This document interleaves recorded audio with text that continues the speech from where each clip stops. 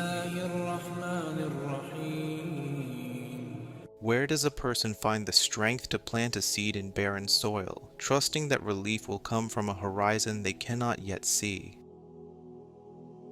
In moments when every familiar door is bolted shut with rejection, the human heart naturally searches for even the faintest glimmer of an opening elsewhere. For the Prophet ﷺ, the night journey brought deep comfort and strength to his heart, even as his life in Mecca remained filled with danger, hardship, and people who refused to listen.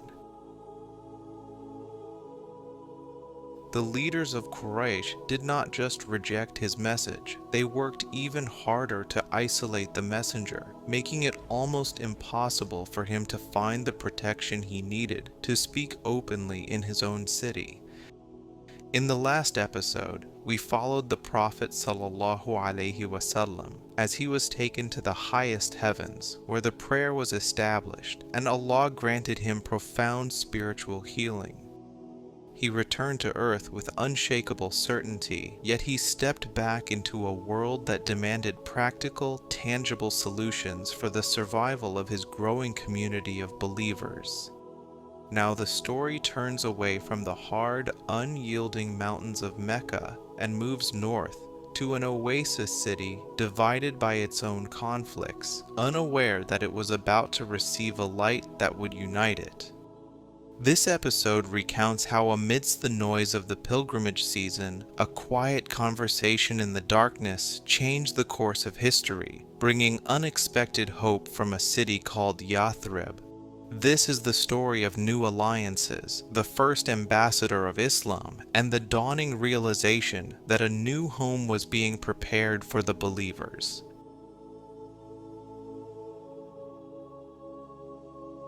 After the miraculous journey of Al-Isra wal Mi'raj, the Prophet Muhammad ﷺ carried on with his mission with renewed strength and faith, even though the world around him remained harsh and hostile. As the sacred months of pilgrimage arrived, Mecca flooded with tribes from across the Arabian Peninsula, presenting a crucial opportunity for the Prophet to deliver his message beyond the stubborn ears of the Quraysh. He would go to the busy encampments at Mina and Majana, visiting different tribal gatherings, introducing himself as the messenger of Allah and sharing the verses that Allah had revealed to him. With immense patience and humility, he sought not only their belief, but also their political protection, asking for a secure base from which he could convey his Lord's message without the constant threat of violence. However, the shadow of his own family's rejection followed him relentlessly wherever he went during those crowded days. His uncle, Abu Lahab, would often trail behind him, warning the visiting tribes not to listen to his nephew, dismissing him as a man who had forsaken his ancestral ways and sought to mislead others. Worried about the Quraysh and existing alliances, tribal leaders turned him away, some with kindness and others with harsh mockery. The Prophet reached out to tribes like Banu Kinda, Banu Hanifa, and Banu Amir ibn Sa'sa'a, but they had not yet prepared their hearts to accept it. Even after the profound spiritual experience in the heavens, his life on earth remained a tough test, facing the stubbornness and resistance of people around him. The Prophet ﷺ never gave up or stopped trying, trusting that Allah's guidance comes in the right way and at exactly the right time. He kept spreading the message of faith in a place that seemed completely unreceptive, trusting that if Mecca would not bear it, Allah would make it grow somewhere else. It was late one night during the final days of the pilgrimage season when the noise of the encampments had faded into the silence of the desert dark. Our Prophet was walking near the pass of Aqabah at Mina when he heard the hushed voices of a small group of men conversing in the shadows. He approached them gently and asked who they were, discovering they were a group of 6 pilgrims from the Khazraj tribe of Yathrib, a significant oasis city located to the north of Mecca. Recognizing that they were neighbors and allies of the Jewish tribes in their city, the Prophet asked if they would sit and listen to what he had to say. They agreed, and sitting there in the quiet of the night, our Prophet explained the fundamental reality of the oneness of Allah and recited portions of the glorious Quran to them.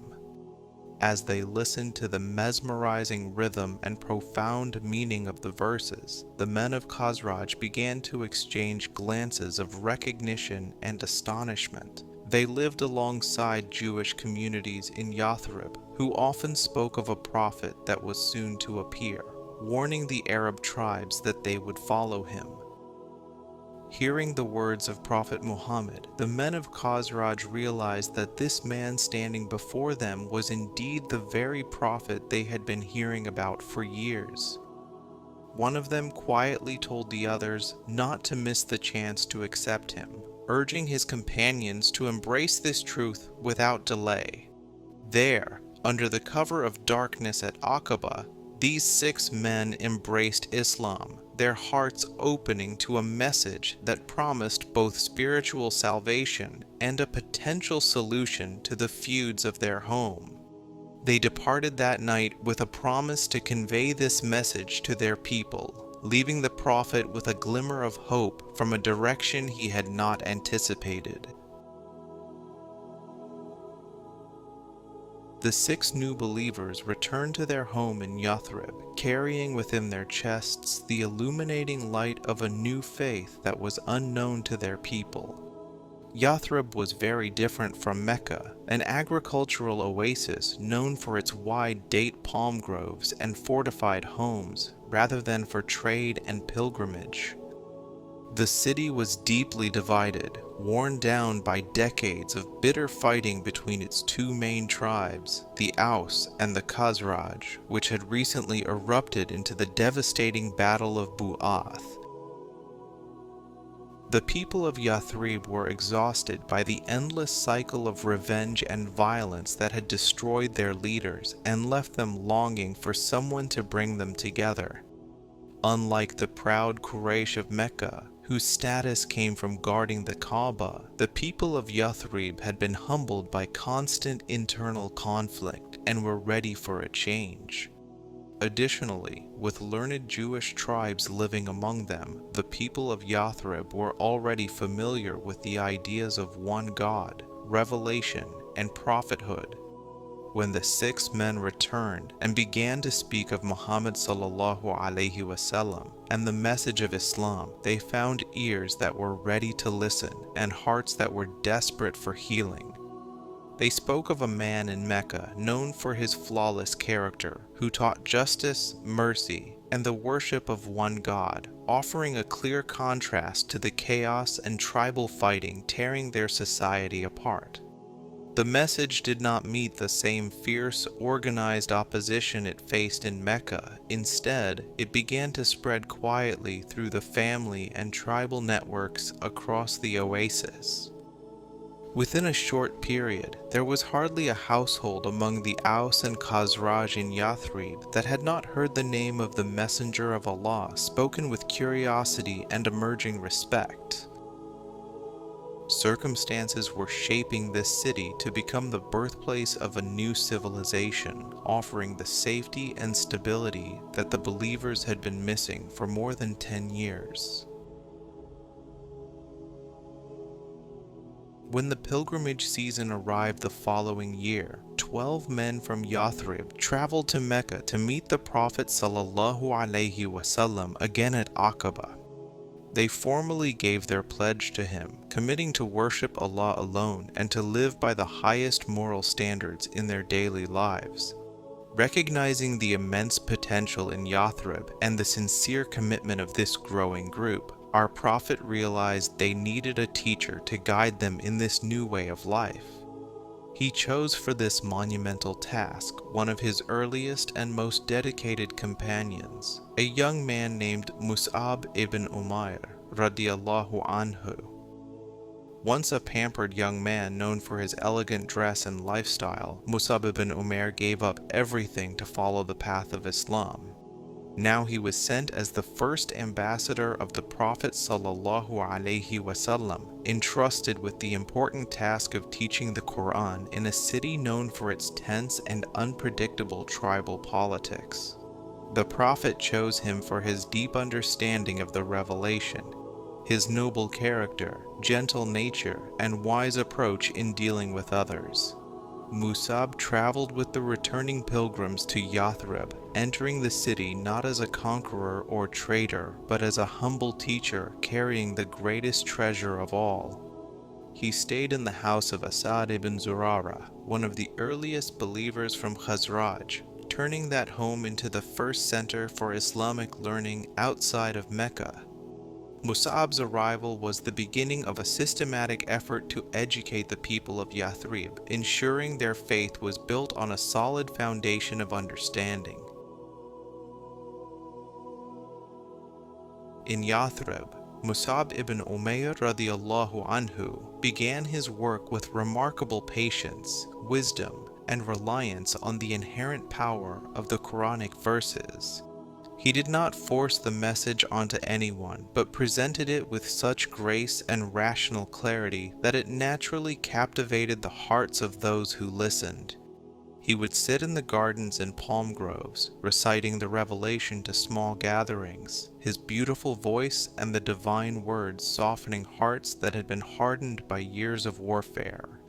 A key moment came when two influential leaders of the Aus tribe, Sa'd ibn Mu'adh and Usayd ibn Hudayr, approached Mus'ab angrily, planning to force him out. Mus'ab met their aggression with supreme calmness, inviting them simply to listen first, assuring them that if they disliked what they heard, he would leave.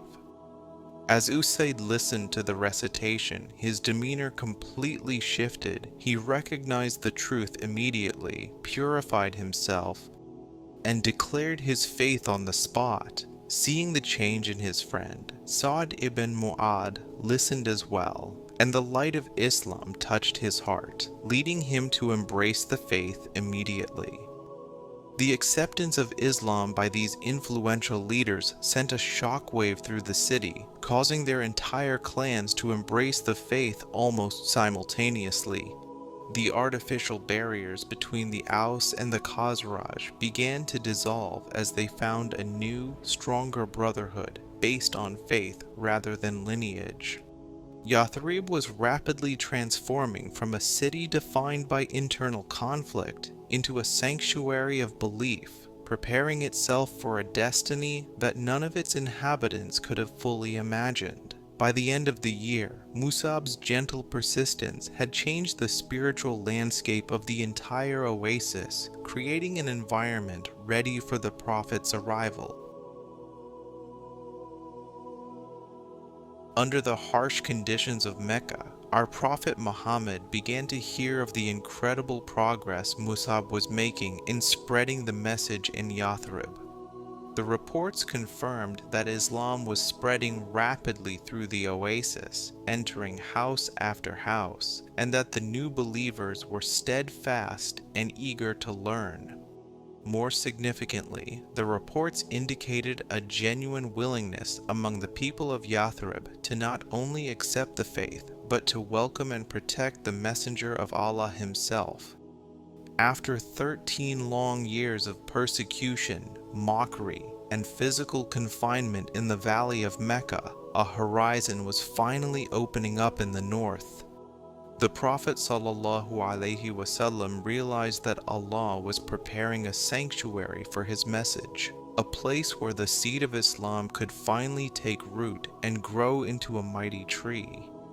The focus of the Prophet's planning began to shift subtly from mere survival to the meticulous preparation for a monumental migration that would change the history of the world. The air in Mecca remained thick with danger, but for the believers it was now charged with the electrifying anticipation of a new beginning. They began to look towards Yathrib not just as a distant city, but as the future home of their faith, a place where they could finally worship Allah freely. The scene was now ready for a defining moment, a formal pledge that would link the fate of the Prophet of Allah with the people of this welcoming oasis. Every prayer offered in secret in Mecca was now fueled by the hope that a land of freedom and justice was waiting for them just a journey away. The divine plan was unfolding in perfect timing, turning the years of Meccan hardship into the necessary preparation for the responsibilities of a new society. The seeds of hope often sprout in the places we least expect, nurtured by unseen hands and guided by divine wisdom that far surpasses human planning. In the darkness of rejection in Mecca, Allah had opened a window of light from Yathrib, proving once again that with every hardship comes ease. The believers now had a destination, a promise of a home, where their faith would not be a liability, but the very foundation of their society. Through the first pledge of Aqabah, a small group of 12 had laid the moral groundwork, and through the tireless teaching of Mus'ab ibn Umayr, an entire city had begun to turn toward the light. However, moving an entire community and securing the complete protection of the Prophet required more than just good intentions. It demanded a binding, unbreakable covenant of trust and sacrifice. In the next episode, we will witness this hope turn into reality during the second pledge of Aqabah. We will see how 73 men and 2 women from Yathrib gave their pledge to follow the Prophet ﷺ, forging a bond of unity and faith that would withstand the greatest challenges. Stay with us as we continue uncovering the life and legacy of our Prophet Muhammad ﷺ.